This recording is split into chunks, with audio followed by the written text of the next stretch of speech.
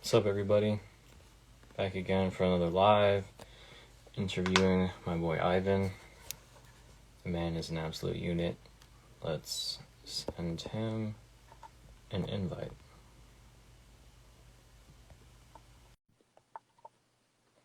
Alright, and now we wait. Yo, what's Hey, what's up? up, dude? How you doing? Not bad. How about yourself? Good, good, good. Nice day outside. Yeah, for real. Yeah. Alrighty. How's your week and everything been so far? Same stuff. Just trying to stay together 2 weeks out. So just the Yeah, hardest part is just staying in one piece. yeah, I feel that definitely. Especially like the last 2 weeks, it's like you're almost there and you're really beat up, and you're just like, all right, like I'm almost done.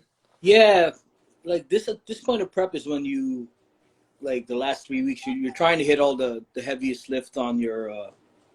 So some of them work out, some don't, and you just kind of then adjust your plan towards coming to the meet of what you want to hit, because sometimes at the beginning of prep, you have, numbers in your head that you're trying to achieve.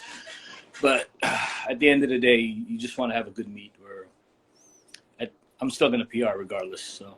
Yeah, definitely. I've never actually competed, but I did like a mock meet. I was working with somebody. He was like kind of helping me through the peak and everything. Yeah. And for me, it's always the nerves.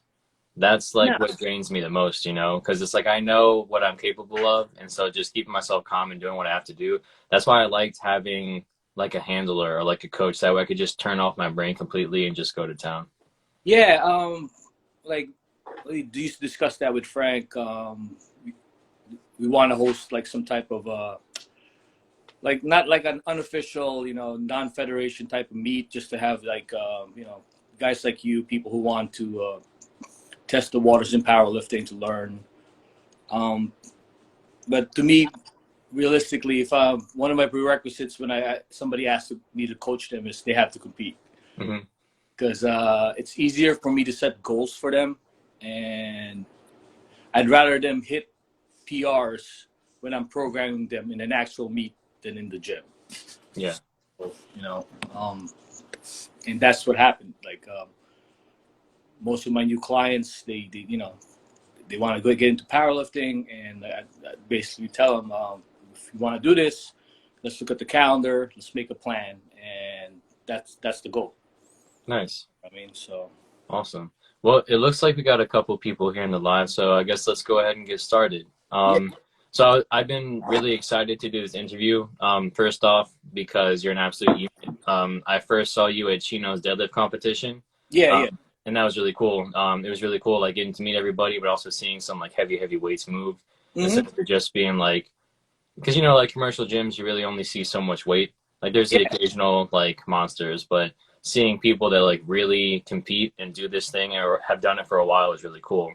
So my first question for you was, how long have you been lifting, and what got you into fitness in the first place?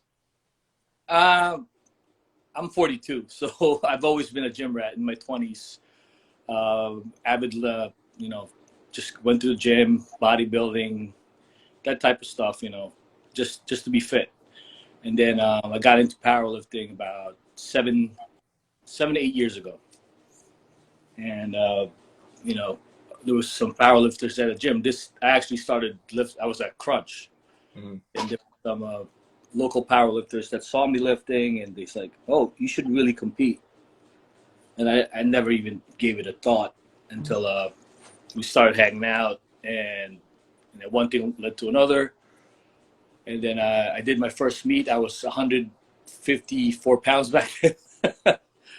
Yeah, I think I totaled like 1165, which wasn't bad for my first meet, and especially at that weight. So Yeah, definitely. yeah, yeah, I just fell in love with the sport from then on, and it's the only thing that actually helps you. If you stick with it, the only thing that's gonna happen is you're you're only gonna get stronger. Yeah. You're just gonna keep getting stronger, and a lot of people that do get into powerlifting, they they don't commit. Some of them will try it for a year or two. then they just fall off, you know, because it's not easy on your body. It's not Right. it takes a special type of person or people to keep doing what we do, you know, because I don't think I've suffered whatever injuries you could come up with between a torn bicep, you know, I blew my adductors, torn lat, you know, both my shoulders are shot. But you just got to enjoy it. Mhm. It's just, and then there's other people that go about it the wrong way where, you know, they're kind of strong and then they hop on gear and Yeah. they go 100 miles an hour. You know, they get really, really strong, really, really fast, and then they disappear. And I don't know how long you've been following the powerlifting world. Like, there used to be really, really strong guys from like 5 years ago that you don't even hear about now.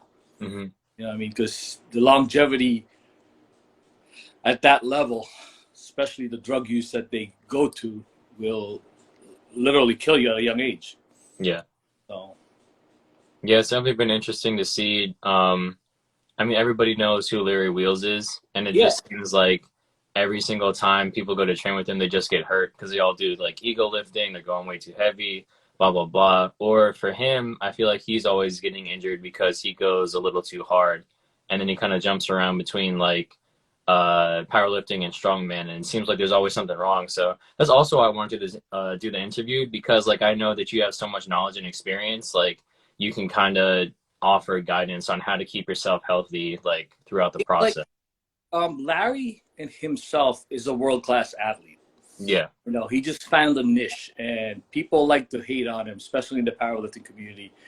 Like, there's no money to be made in powerlifting, and if a guy could find his crowd, excuse me, the guy still holds records at 3 weight classes. Hmm. Maybe not the 242 anymore. I think he still holds the 308 and the 275. But at the end of the day, they shit on him because he's doing all these dumb shit on the internet. But look at him now. He's making Arab money. Yeah. You know, Yeah. it's like at the end of the day, I can't hate on that because he used powerlifting as a catalyst for his career. As you know, he's doing arm wrestling now. I know he gets hurt a lot, but at that level of training and strength that he's trying to get through, it's kind of hard to stay in one piece. Yeah. Um, like the guy's pushing the limits to his body, and you could tell like from when he used to be. I used to live with him. Like I used to train at Mount Vernon at Elite. He used to come around. Nicest guy, the nicest guy. At least the 5 or 7 times I hung out with him and trained with him he was always down to earth. And people just like to hate on him because all right, he's just say he squats high or whatever. You know what I Yeah. mean? At the end of the day, the guy is a record breaker and he's making millions. Yeah. And honestly, like he's influenced some of how I lift as well because he actually gives like really good advice. So I recently made like a leg drive video because I remember watching his videos. His and my bench form is pretty similar. And I Yeah, remember him explaining how for leg drive, it's basically a leg extension and yeah. you're using your quads to press into the ground. And I was like, oh, that makes so much more sense. And then because of that, my bench blew up a little bit because I was able to incorporate that leg drive. So he's a really, like you're saying, down to earth and a really smart dude He's a for smart sure. dude. He's very loyal too. Like I was never a fan of his coach, the guy from Long Island, but he's very loyal to him. And the thing about the leg drive with him, people always misunderstand leg drive to me. Bench is really just about getting as tight as you can on the bench. You know what I Yeah. mean? People think leg drive is when you're pushing down and you gotta push up with your leg. No, if you actually have any type of movement where you're pushing your leg and your body's moving with it, you're not tight enough. Hmm. You watch the really, really top benchers, when they lock themselves into that position, there's literally no movement. But that's the leg drive. They're already planted to the ground. Right. So Right. Nice. So, what are some of your best and lifts? sorry. No, no, you're good. Yeah. What are some of your best lifts? Um, in comp, a 551 squat, 325 bench, and a 601 deadlift. Nice. That was 2 years ago. I'm a lot stronger than that now, Nice. but I don't compete as much as I used to compete. When I started, I competed 3 times a year, and then I competed twice a year, and then I just kept getting hurt too much at my age. I was 36, then 38. I couldn't keep up that pace, and I got into coaching, and it was hard for me to compete at the same time coaching people, because I Yeah. don't like to be on meet prep when I'm helping other people meet prep, or I hate when my athletes do the same meet as me, because Mm. I end up handling them, and I'm there. I'm trying to focus on myself. There are too many different things at the Too same many time. different things, and trying to help them out, trying to help myself. I don't know, and it never ends up well for either of us, because then my focus is way off. So a lot of the times I just get a kick out of helping kids get stronger, and that's basically it. And it every time they succeed, I succeed. So in the background, I still I do a lot of heavy lifts at the gym. People see that all the time. To me, this is a hobby. I'm not the strongest guy out there. I'm pretty strong compared to most, but there's nothing for me to. I'm at a point in my life where I'm not trying to break any records or anything like that. So I set myself with certain goals that I've achieved. I wanted to pull a 700 deadlift. I did that in the gym with straps, but I'm pretty close to around a 660, 670 raw. But Nice. I always have issues with my bicep because I already tore one, and I can't master hook grip to save my life Yeah. because of these thumbs. I got these tiny thumbs. Yeah, it's funny. One of my clients, she can't really even fit her entire hand around a power bar, right? So it's kind of hard for her to do benching. It's hard for her to do overhead press, that kind of stuff, Yeah, because she physically can't like grab onto the bar. yeah. So, and then it's also awkward because her frame is so small that a shoulder width grip for her is inside the knurling. It's like the smooth part of the deadlift bar. Oh wow. Yeah, so it's like for her, like grip has always been like really tough. So, It's sometimes with the size of the hand is not even it, because I know people with smaller hands that need like a hook grip. that's It's crazy. the length of the fingers and thumb mobility. Like, Mm. I have very limited thumb mobility. One of my clients, Ada, she's like 97 pounds. She pulled 3 times body weight. Her hands are a lot smaller than me, but her fingers are a lot longer, and she's able to like see where that's the extent of my thumb, that she can get it all the way at the end here. It's Oh, all wow. about ability too. So Yeah, that's crazy. mm-hmm. So that kind of brings me to my next question. What helped you choose your form for each lift? So from what I've seen, you pull conventional. I've seen you use Talon grip for squats, and I also see you use like your toes down. I know sometimes that comes to like whatever federation you're in. So what helped you choose all those? As for bench, I always use toes down, because I find I don't have a very big arch. It's like I said, I started powerlifting when I was already 35. If I started a little bit younger, I might have been able to develop some mobility, but I was already a gym bro back then. I had some good enough muscle mass, and didn't have that mobility to get that arch where I needed it to be. So having the points down and having that allows me to drive my feet a little bit further back to lock me in the bench. Same goes for my squat. I only do high bar because I lack my shoulder mobility to get to a low bar position. I'm sure I can get to a point where I can low bar, but when I did try that for one cycle, my bench took a hit. It's like the lack of shoulder mobility, I was having to grab the bar too wide, and it just wasn't working out. Plus, some people are just stronger high bar. I find myself very comfortable with high bar, and I still keep getting strong in the high bar, so I have no issue about that. As for conventional, I never had a problem with sumo. My sumo is probably 80 pounds behind my conventional. My only issue with sumo is I have a semi-wide stance in my squat, and I feel like if I keep pulling sumo, it takes away from my squat. Mm. It's a lot of hips and adductor work, and it's a little too close to my squat stance. So I feel like if I keep conventional, it's two separate lifts, and I strengthen two separate body parts that I can use.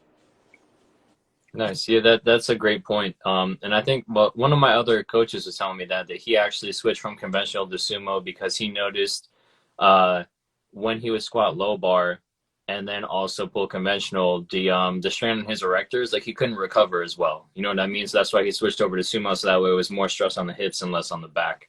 I've always had a strong back. My erectors has always been strong. My posterior chain has always been strong.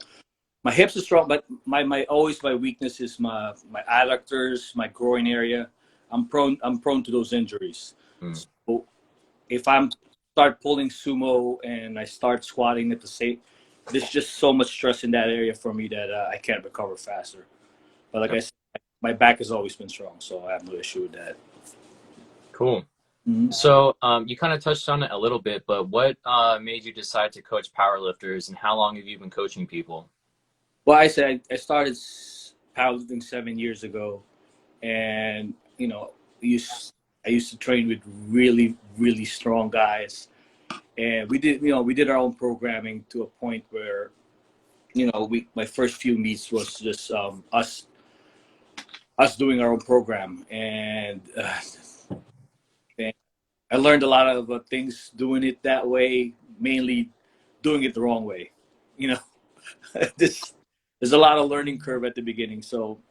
Um, so around 3 years into powerlifting, I started mentoring a few young powerlifters, and I found that I had a knack on it. I had, there's a few friends at the gym. I helped them, gain like another 100 pounds on their lifts, help them to the meet, to a point where I just realized, you know what, might as well start coaching. The thing is with me, my coaching for me is also a hobby. It's not, I don't, I'm not like the other coaches out there where they like to promote themselves as coaches. To me, I tell them I'm a coach, and people reach out to me. Mm-hmm. I see the commitment level in a person, and I'll start helping them out. But a lot of times, people that do get coached by me, after a few months, they either can't handle the load or the type of training I put them through, and they just disappear. And the ones that stick with me end up getting pretty strong. But I just I find it more rewarding. I love getting strong myself. Don't get me wrong, but for some reason, I just find it more rewarding when I see other people I help other people achieve certain levels that they didn't think they could. Yeah. I mean, when I literally get more hype when my athletes are hitting PRs on the platform. I'm the loudest guy in the background. You know, like usually when I lift, when I hit a lift or I hit a PR at a meet, I'm like, yes, fuck yeah, that's it. But when I see when my guys or my girls are hitting their numbers, I can tell you right now, I get pretty crazy when I do that, when I see that. Mm-hmm. So, I find it I think it's just because I'm a dad also. So most of my Gotcha. are 25 and younger. So they all call me dad. So Yeah. it's the type of relationship I start having with these kids. So I try not to get too much clients at the same time. I think at the most at one time I had 12 or 14. Mm-hmm. I have a job. Yeah. I have a professional job, and powerlifting's a hobby, and coaching is also a hobby. And sometimes if I, I have a sweet spot where I want to have certain clients, but a little bit more than that, I try not to get too many clients. That's why I don't broadcast myself as much as the other people do. Yeah. And my thing is too is once I get somebody under my wing, I get too emotionally invested. Mm. That's some people that say that's a good thing in a coach, which is true because there's so many coaches out there. They just here's your program for the week, no updates. It's just, but to me, my phone never stops. Like literally, I Yeah. have people texting me all throughout the day. Am I doing this right? What do I do next? This hurts. What do I do now? So that comes to be a lot. And for me, every time they reach out to me, I care. Yeah. Yeah. You know, I help out kids that have professional IG coaches, and they keep bothering me. That drives me. I'm like, well, you're paying this, you're paying this famous IG coach. They're afraid to talk to them. They're Yeah. asking questions. They know if they ask me, oh, it's Ivan, he'll answer anything, and he's always helpful. So yeah, so I try to keep. I don't broadcast it too much. Like I said, I probably keep like 10 clients at a time. Like I said, I get too emotionally invested in all these my kids, as I Yeah. call them. Yeah, that's it. That's why I'm coaching. I just love helping people get stronger. Nice. And I really liked your approach for a couple reasons. One, just like you said, like people are attracted to your coaching because of the dedication, right? So like you said, like if someone talks to you, they're like, all right, like you're gonna compete, you know that their mindset wise, like they have to be with it. It's the same thing for my coach. He's like, yeah, as much as I love whatever training newbies and this and that, sometimes it can be difficult because like you said, as soon as they put like their toe in the water, they realize, oh, this is actually a little bit too hard. This isn't what I thought it was gonna be, blah, blah, blah. Yeah, yeah. And then on top of that, like you're saying, with that more serious commitment, your client list is going to be a little bit smaller, and you can actually give more effort, more detail, like you're saying, because you care so much. So the product that you're giving is going to be much better than if you just led like 30 people just sending them lists every single week. I'm not in it for the money. I have a good job. I do it as a hobby. I find it's more for myself. Don't get me wrong. I do get paid. Obviously, my time is valuable, but I'm not in it for the money. I like helping people out, and especially I get emotionally invested, especially when I have a lot of athletes that have a lot of potential. Yeah. Most of them have passed 400 Wilks. At least a couple of them are even stronger than me now. That's so crazy. That's awesome. Yeah, it's funny because they weren't, and they get to a point where one guy was with me for 3 years, and he's a lot stronger than me now. Mm-hmm. It happens. And I'm more proud. Nice. Sorry if you hear my dog in the back. I think it's like the mailman or something. All right. So my next question for you is, how have you used all of your experience and knowledge to help your clients achieve their goals? So, obviously, we see right now we have one of your athletes in the chat, and I believe she came in first in her most recent powerlifting meet. So how have you kind of like used all your knowledge and experience to help guide everybody like through their process? Well, I take the same approach out of all of them. That's the thing with when I take a client in. The hardest part is when they have to be honest with me. Mm-hmm. First time, if like Ada, I've known her for a while, so it wasn't as hard for me because I've seen her lift at the gym for at least a year before I started coaching her. So I always knew she had potential. But for other people, when I take them in, I always, what are your maxes? Like, have you competed? Most of the times, people haven't competed yet, and they give me their maxes, and they're nowhere near what their real maxes are. So. Yeah. Like when I'm on week 3 where I have them programmed for sets of 8 and they're dying already. And I'm like, all right, and there have to be some type of recalibration here. Yeah. And, that's the hardest part of that, especially taking in new clients. But for me, it's easier for me to know the people that I've coached. A lot of times when the people that I do end up coaching have known me for a while, and the ones that don't know me become, end up, I like them to train with me. Like, you know what? I really need to know what you're made of, what your real maxes are. So I invite them for a training session, that type of deal.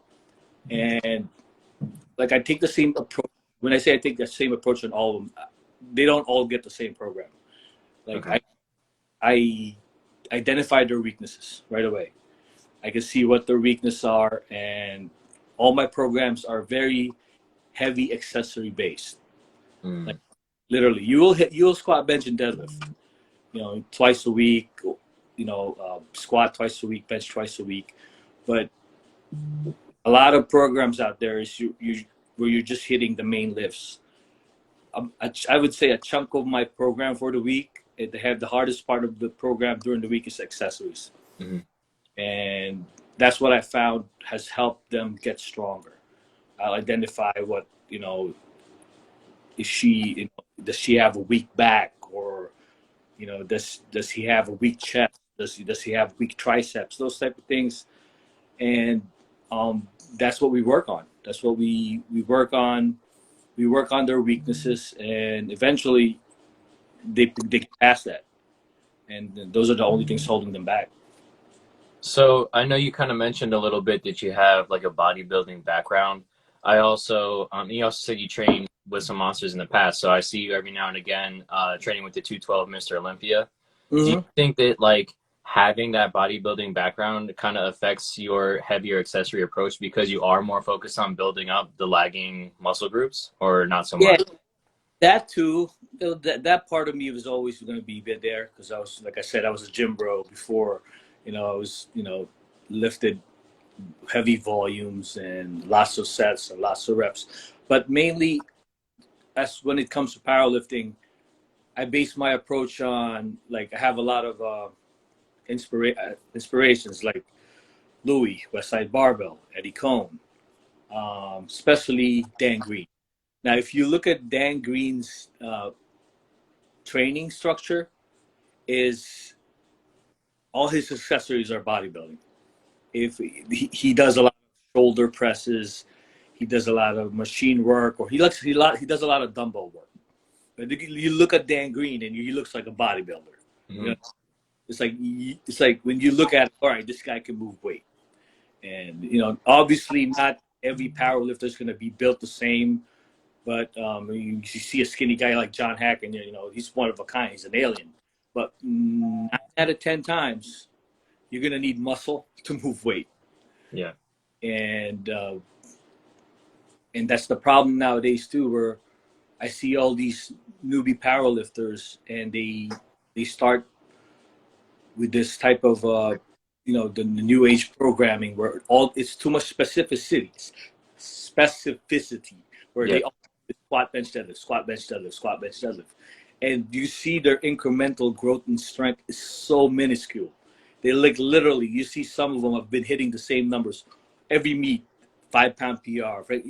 It doesn't change. That's because I just find that system does not work. Mm-hmm. Or if it does work, it only works in certain individuals, like really, low percentage of that population. Like you see that Joey Flex probably has 100, a few hundred clients, but only his top athletes excel with that type of training. If all these other guys are working, I've seen kids get hurt trying to do what some of these top athletes do, But like I said, if you stick with the basics, you build muscle, you gain strength, you work on your weaknesses, you're only going to get stronger. Yeah, and that's something that I kind of talked about with some of my other interviews. I feel like a lot of like accessory movements are very underrated or very underused. So for example, like I'm a huge advocate for the overhead press, and I think it directly translates to your bench. I'm a huge advocate for dips because I think it directly translates for your bench. And just hitting things at different angles, I feel like makes you more well-rounded as an athlete instead of just like you're saying, only doing things in 3 different movements or like 3 different planes. Yep. Yeah, so I completely agree with you, like with all that. The bench, how strong their bench is, like, or where their weak points are, where their sticking points are. I find most of the times a lot of kids are very weak triceps. It's like, a lot of these guys, they bench all the time or use the machine or bench with improper form. So they do build that certain chest mass that will have them press off the chest. But everybody hits this wall over here. And this is their triceps. So a lot of my kids do a lot of close grip work, and some block presses. Nice. Get that sticking point. So something else I was going to ask you is, do do you tend to do seasonal training for stuff or year round? So what I mean by that is, for me and some of my clients, I'll have different periods of the year where we're a little bit more focused on a certain lift than others. So currently, everybody's a little bit more focused on their bench, so we're hitting that harder. Do you also take that approach sometimes, or for you, is it more like well-rounded all the time? No. When I'm not prepping for a meet, I I'm heavy on bodybuilding and, you know, first dropping weight. I don't like being this heavy. I try to lose weight. Yeah. Just you gotta have mass to move mass. You know, it's just, to me, I eat a lot of carbs during when I'm prepping, and I tend to pick up another 15, 20 pounds. I try to lose that weight. I do a lot of bodybuilding, and during the off season, I have different goals. So sometimes it's hard to PR on all three lifts at the same time. Like you were saying, you guys have like this bench thing going where you're trying to focus on strengthening your bench. My only issue with that is sometimes when you do certain things where you're trying to strengthen one lift, then the others start lagging. Yeah, yeah.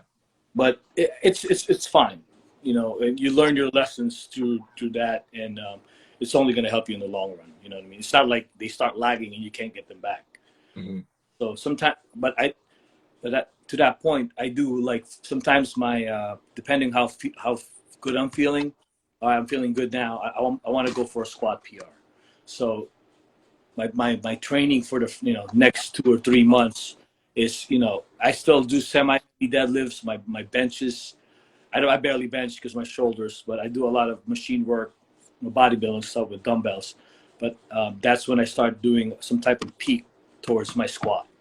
Same with deadlift. When I'm trying to, all right, I want to get a deadlift PR. I start pushing the other lifts back, because it's easier to get strong on one lift when you're only focusing on one lift. Right, right. That's the problem with the people, because they all hit certain PRs at the gym, and then when they get to their meet, they hit nowhere near that. Yeah. It's because it's a different story when you're peaking for all three. You know what I mean? It's so different. It's so much harder to get stronger on all three lifts at the same time.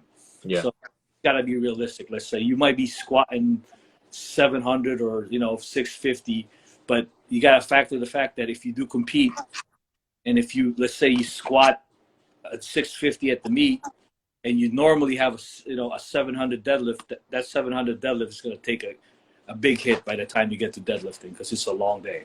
Yeah. Yeah, and that was something when I interviewed Joe Hannon, I was talking to him about, because the dude's an absolute unit, deadlifting over 800 pounds. So in my mind, I'm like, okay, well, if you're moving that much weight, that's going to take a toll on the rest of your training, blah, blah, blah. So I was asking him, how do you kind of like choose your numbers or kind of prepare for something like that? Because I remember for me, leading up to my peak, I hit a 545 deadlift, easily could have done like another 20 to 30 pounds. But then when the meet day actually came, I was like a cat back deadlift 535 because I was so fried from everything else. So I definitely, like, you can see how much it affects everything for sure. Yeah, it definitely takes its tolls. That's when that's when doing a lot of accessories do help. Like a lot of kids just skip out on their back down sets. You hit your top set, and I hit my top set, no more back down sets. All of those are priming you towards the meet. You know what I mean? When you're at a meet, you're hitting big numbers. It's just because you hit that first big number, your opener, like all those follow up, if you have back down sets of 4 sets of 5, those are just building your endurance. Yeah. It's just that type of deal, because you're, at the end of the day, you're hitting 3 lifts on each, 3 lifts on each event. So Definitely. yeah, people, you have to set your expectations back when you're trying to peak on all 3 lifts. For I sure. just saw Joe an hour ago. He had a 605 squat. That pretty upsetting to me, because I've always had him by like a large margin on squats, and he added another 100 pounds in his squat in the past 2 years, which is actually pretty good. Nice. So we have this wager going on in the next 2 weeks who's going to squat more. Yeah, but I think Joe has learned a lot of things in the training this long. He's also built different, but I always thought he started training smarter the past year and a half, which actually helped him squat better. Mm-hmm.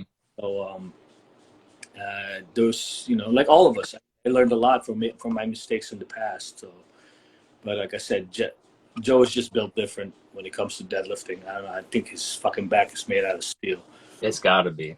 Yeah, it's very new. It's not even the weight; it's the time under tension. Yeah, those slow reps blow my mind. I don't like. If you watch me, most of my lifts are fast. I've always been fast. I don't like grinding. I'm Mm-hmm. strong, but I'm not them fast and clean. The only time I really grind is when I'm maxing out. When I'm maxing out during the meet. So. Right. But those are the only acceptable times I do max out because time and attention means it's just a higher risk of injury. Yeah. So, So my next question is, because I've seen you use a bunch of different specialty bars, deficits, chains, bands, blah, blah, blah. So what got you into using accommodating resistance and varying like your lift heights? Like I've also seen you use like the wagon wheel, stuff like that. So what kind of got you into that? depends. Like I said, most of my training is. Sorry, I'm moving my car. No, you're good. Most of my training is very heavy accessory. I like to work on the weaknesses of people I do train. I have the same issue depending on what time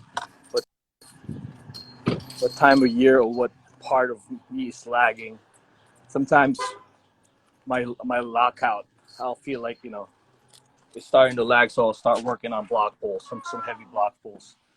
Sometimes when I do feel like my speed off the ground is lagging, that's when I start doing a lot of deficits.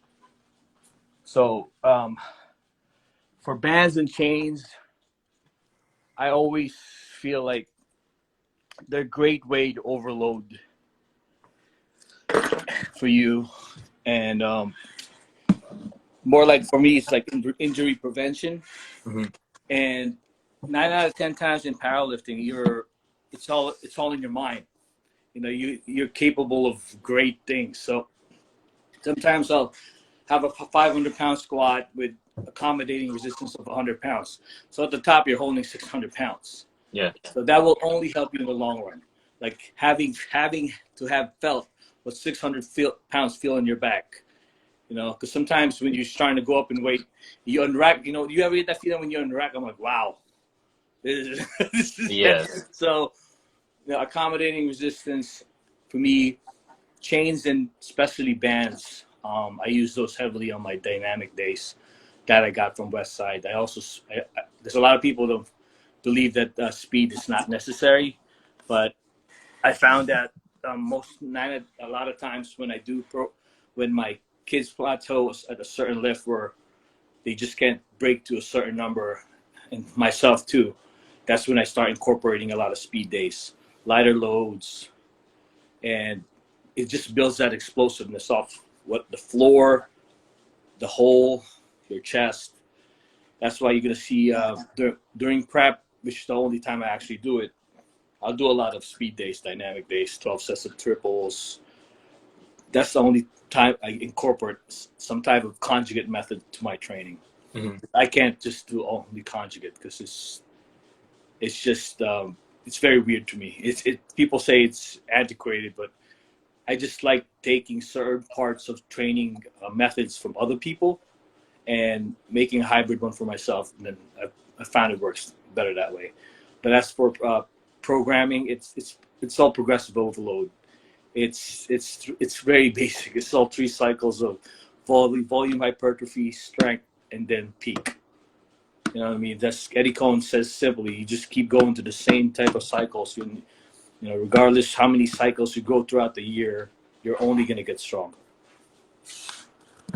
Nice. Mm-hmm. Let's see. So, we definitely talked about it. Basically, like, what was your approach to the off season? You said that you do a lot of like bodybuilding work, Yeah. and so Yeah. on and so forth.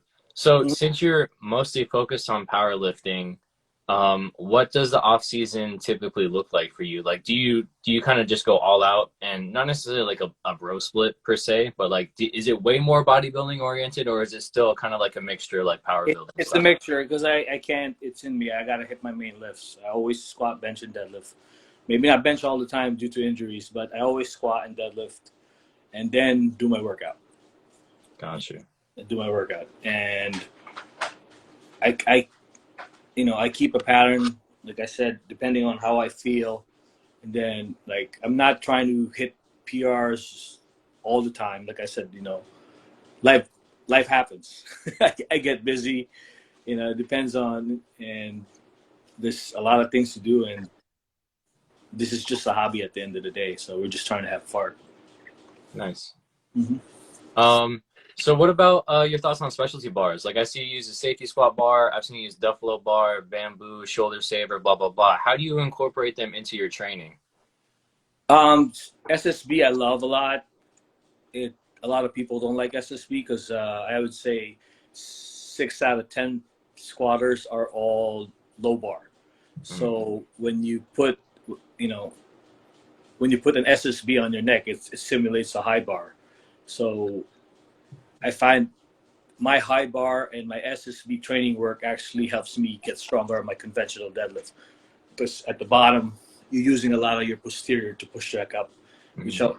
it's a great accessory for your deadlift. SSB I use depending on how my shoulders feel. Like if I feel like I want to bench that week, I use the SSB. I use the Mars bar. I use the camber bar. Anything that will alleviate stress on my shoulders. That's why I use the SSB. Cambered bar. You know what a cambered bar is? Yeah. Yeah. I like to use that to strengthen my core. Some core work. Sometimes when I find myself squatting and I start doing one of this where I feel like, so I'm like, all right, I need some camber bar work. I'll start using that for a few weeks. And, like I said, you adjust, you make adjustments all the time. It always helps. That's why I always love to train in a powerlifting gym, and especially powerlifting gym if you have all the tools at your disposal, you might as well use it. Yeah. I always found that the more tools you have at your disposal, the easier for you to get stronger. It's very hard for kids nowadays to train at like a commercial gym and keep up with the competition if they're training in a powerlifting gym. The thing is that when you train at a powerlifting gym, you're training with, you walk into crunch, like I'm the strongest guy here. I'm like, you know what I mean? You walk into a powerlifting gym, I'm like, oh, wow. You know what I mean? I'm just a Yeah. guy. You know what I Yeah. mean? So that's also one of the reasons I got strong is I just trained with monsters, Mhm.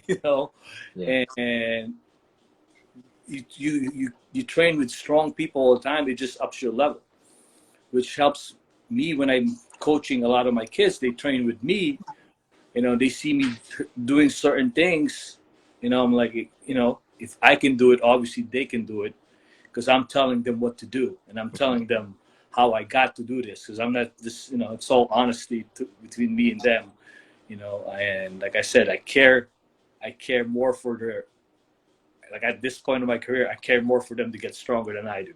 Hmm. Obviously I have my own selfish reasons where I do want to get strong. I do want to put those numbers in the block, but at this point, I'm happier to get to make my kids stronger.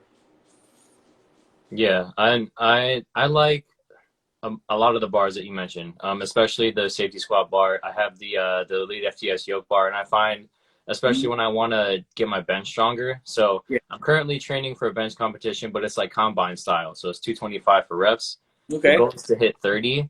So if I'm benching whatever, let's say 2 times a week, and then I'm also squatting on top of that, it tears up my elbows because, like you're Yeah. saying, I'm a low bar squatter. Between low bar and benching, it was Mm-hmm. destroying me. Yeah. So using like the SSB saves my shoulders, saves my elbows, so on and so forth.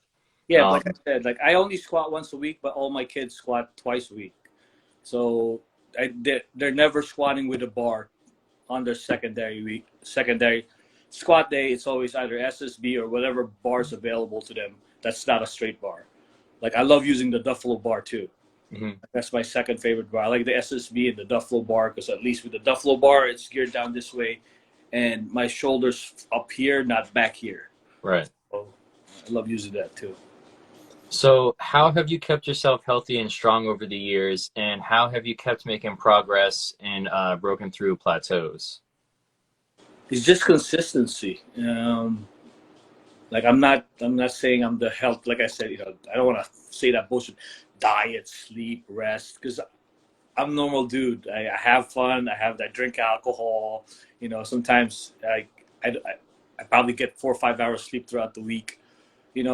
Those are factors that do affect your strength, believe it or not. Like I do believe that sleep is the most underrated PED that nobody uses. Yeah. I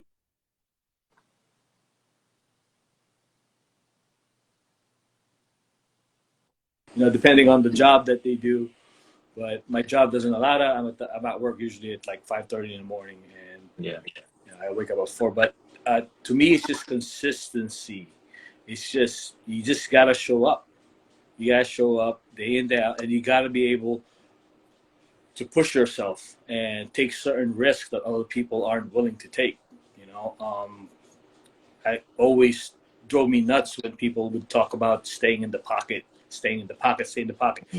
That always drives me nuts. I'm like, how do you always stay in the pocket? There's a time, like especially when you're not on prep. You know what I mean? Like I said, you want to test, you want to get strong on your squat. You got to be willing to do certain things that you never did before. You gotta have balls. Mm-hmm. you gotta have certain balls, and you gotta be willing to take the beating. Like I said, I would say that I do keep getting stronger, but I'm taking my licks, and it has affected the way I've lifted. Like after I pop my bicep during off season, I'm solely using reps, which screws me up when it comes to meet prep because my grip is weak as hell. But that's just a result of what I've had to deal with. You know what I mean? I have certain injuries that I have, causes trauma. So, Yeah. but as to the point of you saying, how do I maintain, especially getting older, and keep getting stronger? It's just the consistency of just putting in the work. Like I said, building muscle. For me, it's just building muscle, volume work. Like I said, you got to move up a weight class because there's only so much your body can take at a certain weight. You want to move big weight, you got to eat. You got to eat. I started at 154. This is the heaviest I've ever been. I'm going to end up competing in. I'm like 208, 210. And I don't plan on cutting down to 198 because I'm too old to be cutting. Plus, I'd rather be comfortable and strong when it comes to the meet day. Yeah. So, and I also found that I kept cutting down back. I used to go all the way 181, 165. And thing is, I kept getting stronger. Like I could hit certain lifts at a lower body weight, but my body was taking a beating. You know what I mean? This only like I had almost more than 3.5 times deadlift. I had that 600 deadlift at 175, but just because I could lift that weight doesn't mean my body can take that beating. So I kept getting injured at a lighter body weight when I used to do those big lifts. So I found that the heavier I got, my body was able to lift those loads without being more prone to injury. You just gotta, you gotta eat, you gotta get big. It's about, powerlifting, not too big where you're unhealthy and you can't, there's tie your own shoes. Yeah, there's nothing wrong with certain people. Like I have a lot of strong friends that are healthy as shit, but they're big. They're just big, but they're a lot healthier than I am. But like I said, consistency, you got to keep eating. You got to be able to take certain risks. You just got to have balls. Sometimes put that fucking weight in the bar and just take it for a ride. Sometimes you just, you got to, that's the hardest part. It's like when I'm coaching a lot of kids, a lot of them fall off. It's because it's boring. It's fucking boring. If you're not on meet prep, you're not hitting PRs. Those are the fun parts. It's like when you hit a PR, you're like sitting on fucking cloud 9, right? you're like shit all week. You're like this. Fuck, I hit that. I hit that. You're like, it's because you don't get that feeling a lot because you reach a certain strength level where you're fighting for every fucking 5 pounds. Yeah. 5 pounds on bench, 10 pounds here, 10 pounds there. It's such, you're clawing at to get to that point. But like I said, it's just consistency and just falling in love with, I hate saying cliche words, but you got to fall in love with the process because the process is what you get there. What gets you there. Just keep showing up, keep doing what you've always done, and you're going to get stronger. Yeah. And so something that you mentioned, like trying to get stronger, but still whatever, maintain the same weight is something that I struggled with I still struggle with it because like I did like wrestling in high school, and wrestling is always about like, yeah, you should be good at cutting then. Yeah, and then it's also like how strong and how big can you be at the smallest weight class possible, right? So I'm like, all right, cool. Like I want to be jacked, I want to be shredded, I want to be the strongest person there. Yep. And then for me, like I have like a moderate, whatever, mediocre bench. Like I can bench 370, but I sit like just under 200, so it's not like terrible. So I'm like, all right, cool. I can outbench everybody in the weight class. But then it's like if I'm trying to cut down, I just feel like trash. My squat suffers, my deadlift suffers, so I definitely agree. I always found that bench your weight. The moment you cut down, your bench goes down. Mm-hmm. That's the thing that takes a bit. Because with the squat and deadlift, you could grind those lifts at a lighter body weight, But bench, it's hard to push something away from you at a lighter body weight. Yeah, definitely. Mm-hmm. So you said like a ton of great things. Yeah. Obviously super intelligent. That's why I wanted to talk to you in the first place. Mm-hmm. What advice would you give to fellow lifters trying to attain the level of strength you've achieved, and what lessons have you learned the hard way?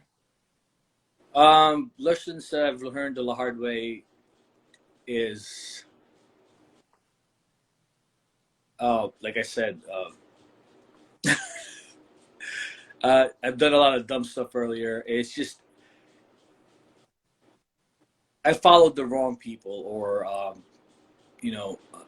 you gotta be able to pick a good coach. You gotta be able to pick a good coach, somebody who's going to be invested in your success as much as you are.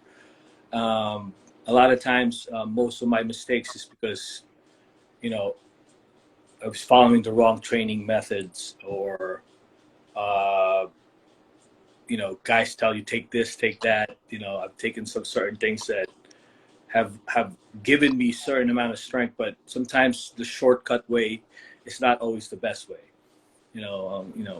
And I always give advice to the young kids is like, I'm not against PED use.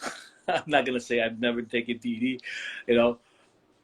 but if you're under 27 or 28, it's not. There's no point. It's just, especially if you're making strength gains.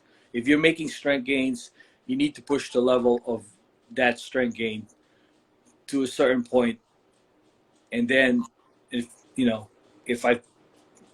reach a certain age, all right, I'll help you out. You gotta do it the right way.